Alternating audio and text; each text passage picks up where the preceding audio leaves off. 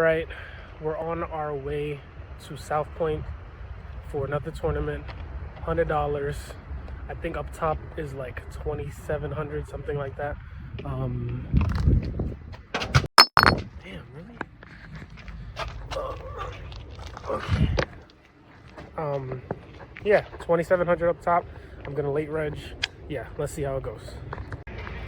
I'm super fucking late, but we got a smoothie and we're ready. Okay, we gotta lock in. If you guys saw the last video, my camera wasn't working, storage issues, fixed that, so should not have that issue today. Yeah, you saw how bad we ran pretty much last time, so I'm just gonna pray to run a little bit better. Let's go. All right, so something was wrong with my storage again, so I'm making the video at home on computer on the camera. So I'm gonna go over a hand. I raised in the cutoff with King of Diamonds, Nine of Hearts off of about 16K stack. The starting stack is at 20K. The big blind calls. The flop is King of Hearts, Queen of Diamonds, Three of Hearts, so two hearts. Big blind leads 1,200. I don't think he has anything. I raised to 3,000. He folds, and then the stack goes back up to like around 20,100. So basically, starting stack. All right, another hand that I want to go over. I raise Ace Queen of Diamonds to 2K under the gun +1. Blinds are at 1K, 1K 500 at this point. The small blind is the only one that calls. The flop comes 8 of spades, Queen of clubs, 3 of diamonds. So we flop top pair, backdoor diamond draw. He checks. I bet 3,000. I barely cover him, so like our stacks are pretty much even at this point. He calls the 3,000. The turn is the 7 of clubs. So again, some weird two pair combinations come into play, but I think I'm ahead a lot here. He checks.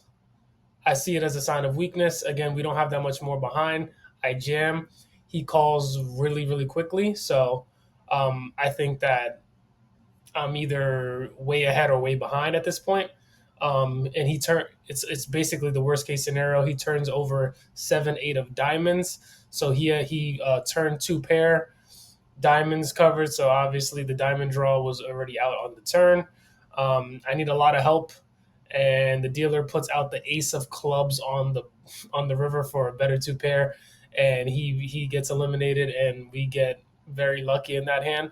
But sometimes it's better to be lucky than good. All right, so here's a really interesting hand. I'm in the big blind with 8-6 of diamonds. There were 3 limps to me. I'm in the big blind. I elect to check. The flop comes 8-6-2 all spades. So we flop top 2 pair. So I think it's a good thing.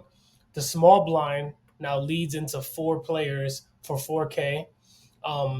At this point, I'm putting him on a spade, maybe an overpair.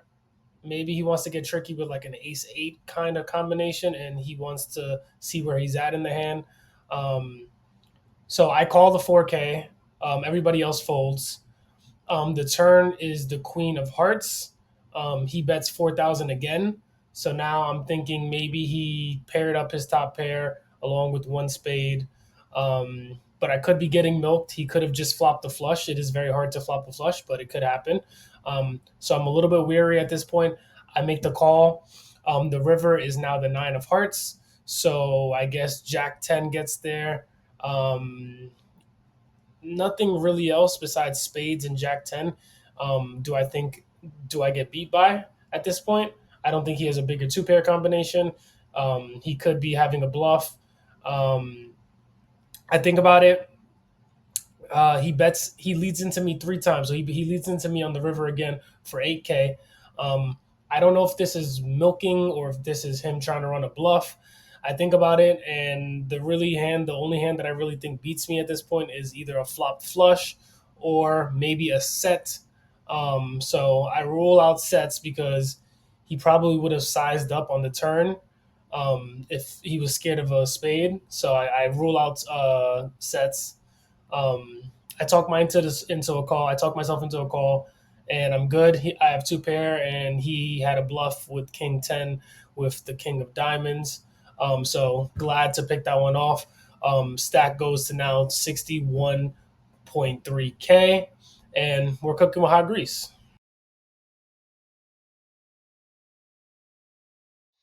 All right, so after that, I lose a couple of small pots. After I raise fold and the blinds pass, so now the stack is about at like 55,000. All right, so this next one, it was a pretty bad hand to lose. Five limps to me. I'm in the big blind with 9-6 of diamonds. I check the flop comes 7-8-3 with two hearts and a spade. In early position, I check, so it checks around. So we're still five ways to the turn, and the turn is the four of something I can't remember. It checks to the button who overbets the pot for 7K. At this point, I'm still open ended, and this in my eyes just gives me more outs, even though it's really the same amount of outs. I think there's a lot of ways for me to get there, and if not, I'd be able to bluff him off depending on what the river card is. I'm the only one to call. The river is the four of hearts. The button now checks out of turn. Hey, yo, what the fuck? Which really threw me off. I don't know if this was an angle shot by him or not, but him being in position and then checking out a turn, it gave me a sense of weakness for him. And I was already planning on bluffing on the river anyway. So I have nine high. There's no way I'm checking it over to him after he checks um, out of position. The board paired, front door hearts came in. I don't really think he has too many flushes. I could easily have more fours than him for trip fours. So I bet out for 12K, and then he doesn't waste too much time, and he says, "Oh, I have to call you. I have a flush," and he has the nut flush. So I don't know. I don't know about that hand. I don't know if I played it poorly. I don't know if I could have played it a little bit differently. Maybe I could have bet on the flop, but it was five ways. But I really did not expect him to turn up there with the ace high flush there. So we lose a lot of chips, and the key takeaway from that one is never lose a lot of chips in a limped pot. All right, so right before the last break, pretty much dinner break before registration ends. There's a limp to me in the low jack, and I have not that many chips. I have like 13,000 chips.